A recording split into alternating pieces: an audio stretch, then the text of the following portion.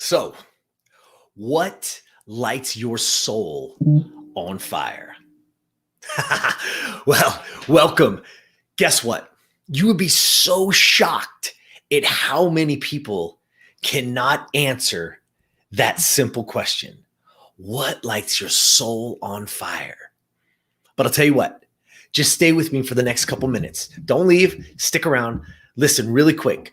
Let's reverse engineer it. Let's reverse engineer it together. Because what we're really saying, what we're really talking about is a thing in sports and that high achievers, and they call it flow state. You've probably heard it. You've probably seen it. If you watch The Last Dance on Netflix, they used to talk about when Michael Jordan used to get into that flow state. Even Michael talked about when he got it, when the basket looked like it was 3 times as large as it was, where everything just felt in flow, in motion, right? So what is it? Well, simple as this, it's when you are fully absorbed in what you're doing. When your complete mental state is present, your entire soul and being is in it. But let's be really clear. The medical dictionary describes it as an altered state of consciousness in which the mind functions at its peak. Time may be distorted and a sense of happiness prevails. If that doesn't just spark your interest, if that doesn't just light you up right now thinking, holy cow, how do I get there? How can I continually get to that altered state of consciousness, which my mind functions at its peak? It comes down to presence. It comes down to being present in moments. But here's what I want you to understand. It's not just for sports. It's not just for writers and high achievers or acting, whatever. It's not just for them. It's for us, the everyday people. How do we get there? How do we get ourselves to that flow state? How do we light our soul on fire where that sense of happiness prevails?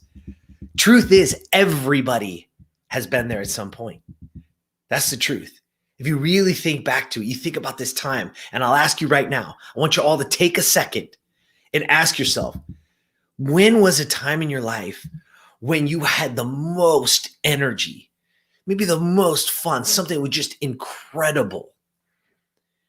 And then I want you to go back there. I want you to feel it, really feel it, because that's what we need to duplicate.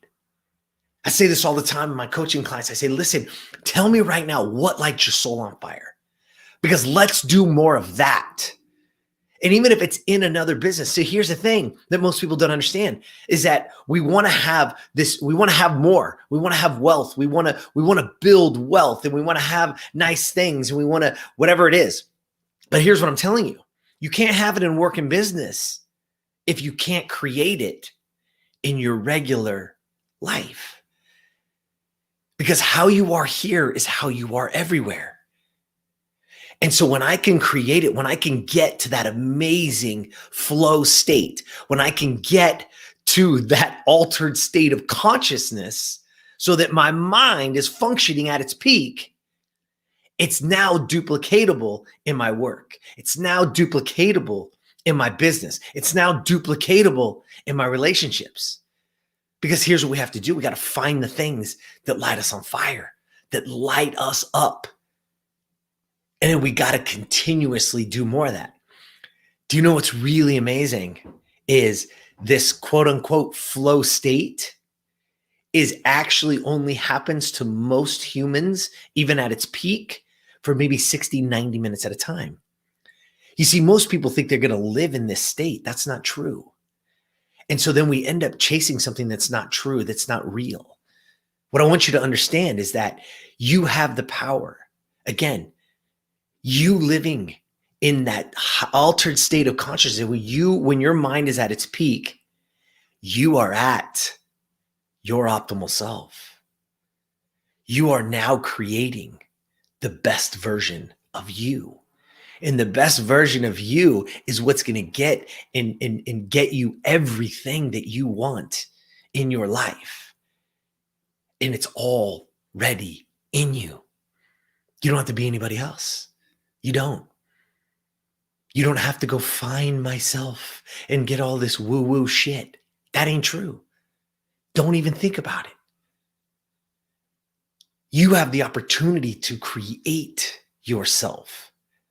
And it starts with just simply taking that moment and figuring out what is important. What is the thing that just, again, I'll ask you the question, what is the thing that lights your soul on fire?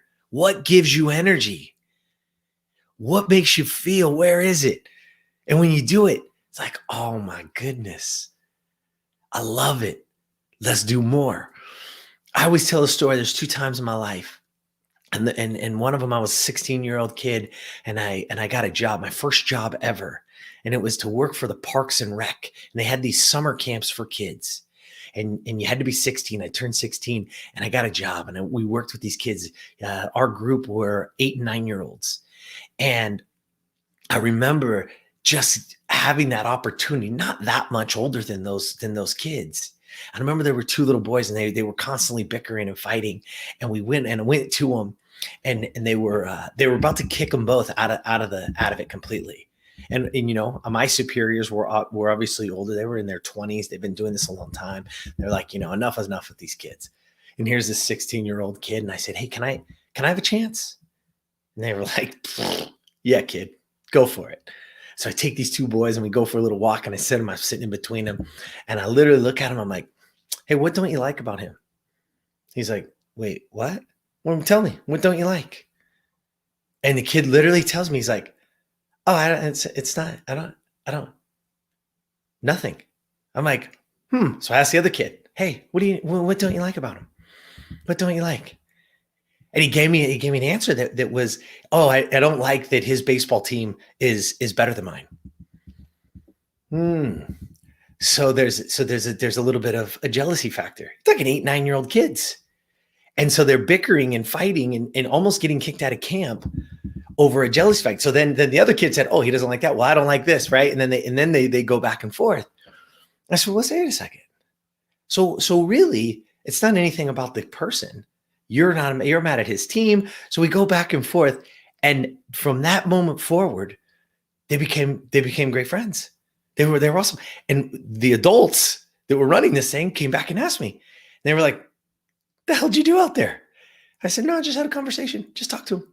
Just asked them what they didn't like about each other. Then I asked them what they did like about each other. And then we went on, and here we are. And they were fine. The rest of the camp, 6 more weeks or whatever it was, they had an awesome time. Actually, both those kids, you know, became pretty tight with me, and we ran around. Obviously, they were both baseball players, so that was right in my wheelhouse. I had some fun with them. I say that to you for this reason, because when you ask me what lights my soul on fire, that kind of stuff lights my soul on fire. That's what it is. I'll give you one more before we break here today, and I want you guys to think about what lights you on fire. Find that moment.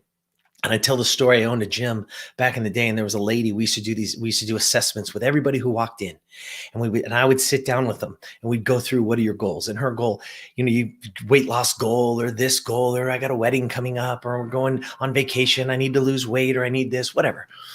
And that was very common for it to be that. She said, I want to do a damn pull-up. I said, really? She said, ever since I was a kid, I was always the fat kid in gym class. I've never been able to do it. I'd see these girls jump up and do it. She said, I want to do a pull-up. And I'll mind you, she was probably a good 50, 60 pounds overweight. And so that was part of it, right? But that wasn't her goal. Her goal was just to do a pull-up. So we started working on things, you know, her shoulder mobility, some back strength, some lat strength. We worked on some things, had everything to do with a pull-up, but not an actual pull-up. And we practiced on some other ways. And again, she had a super motivation. She wrote it up on the wall, and we had a big wall that has a chalkboard, and you get to write on what your goal is. And she wrote it in there, and you could see the look on her face, and she was so convicted to it. And over time, a few months go by, she's starting to lose weight. She's getting a little stronger. She's getting a little better with the bands, and she's doing everything that it came. We're about 7 months in, and she comes in one night. I'm teaching the night class, like 6 o'clock class, usually pretty full. She comes in and she's like, Jeremy, I think today's the day. I said, okay, day for what? She's like, I think I'm ready for a pull-up. I said, really? Okay. And I'm never going to turn anyone around. So I told her, get over there. We had a section, right, where she could work on the bands, get her shoulders nice and warmed up, get her lats nice and loose, get everything ready to go. She knew the program. She knew the protocol. So we're warming up the class. And here we go. And she comes back over and she's like, I'm ready. I'm ready. And you just see the class stop. Everybody turns around. There's only about 20 people in there. And they all kind of stop what they're doing. They stay their distance a little bit. And I said, okay, walk me through it. She's like, okay. And it was a chin up, so it's a reverse grip. So she's like, I'm going to reverse grip. I said, okay, good extension, right? What do we do first? She's like, I'm going to lock in my shoulder. Okay. She's like, I said, all right, you got it. Let's go. She jumps up and she grabs onto that bar. She's at full extension and she starts pulling. And I mean, about halfway through, it looked like she was shot out of a cannon. Boom! Chin over bar. And you just see this look on her face. Her eyes get so big. She drops down. She lets go. She runs over and jumps on me. Literally that full hug, right? With the legs and the arms, right? And I'm like, oh my God, the people in the class start cheering. Everybody's going crazy. They come over, they're high-fiving her. She's hugging, tears coming out of her eyes, tears coming out of my eyes. Like, I don't even know why. I'm like, holy shit, right? And I sat there. And that night was a very paradigm shifting moment for this reason, is everybody leaves and the class is over, and I'm sitting down in my office going over the night paperwork and getting everything done and getting everything ready for the next morning. And I have this just unbelievable feeling inside of me that I'm like, this is crazy. This is amazing. I'll tell you what lights your soul on fire.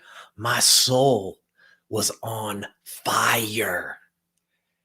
And I knew in that moment that life is bigger than our own goals. Here's the caveat to that story. That afternoon at 12 o'clock when I do my training, I actually deadlifted 500 pounds, weighed 182 pounds. My goal on the goal board that she wrote on, I had my own goal of 500 pounds. That afternoon, I had lifted 500 pounds. Same thing, got some high fives from the people, my training partners. I was pretty pumped. And I'll be honest with you, I walked over, I crossed it out, and I put 525 on there. It lasted about 10 seconds for me as fulfillment. You see, achievement isn't what it's about. It's about what you can do for others. That's where fulfillment lies. So I'm going to ask you this. I'm going to give it to you here. What lights your soul on fire? What can we do to keep that burning inside of you? And again, remember, flow state only lasts for about an hour and a half a day, or in that time frame. But if we can start getting into it in every aspect of our lives, we can then take it into the next aspect of our lives. So what happened to me was I realized that night that what lit me up more than anything else is helping people achieve their goals. That's what we're here to do. That's what Optimal Self is, to give people the opportunity and the understanding that they have the power to not find themselves, but the power to create themselves. They have the power inside of them right now, just like you do right here listening to this, to be the best version of you. Don't let anybody stop you. Don't let anything slow you down. So join us. I love it. But I'm asking you today, don't leave this here without thinking to yourself for a couple seconds. Take a couple minutes to yourself when we shut this off and ask yourself, what lights my soul on fire? And go do more of that. All right. That's all I got for you today. Thank you so much for joining us. As always, optimalself.today is ready for you. We'd love for you to be a part of the group. We have a private group, a private Facebook group, and a private Wednesday group that you are all absolutely, positively invited to. But it takes you to join in. So hope to see you there. All right. Have an awesome, awesome night, and get out there and be the best version of you.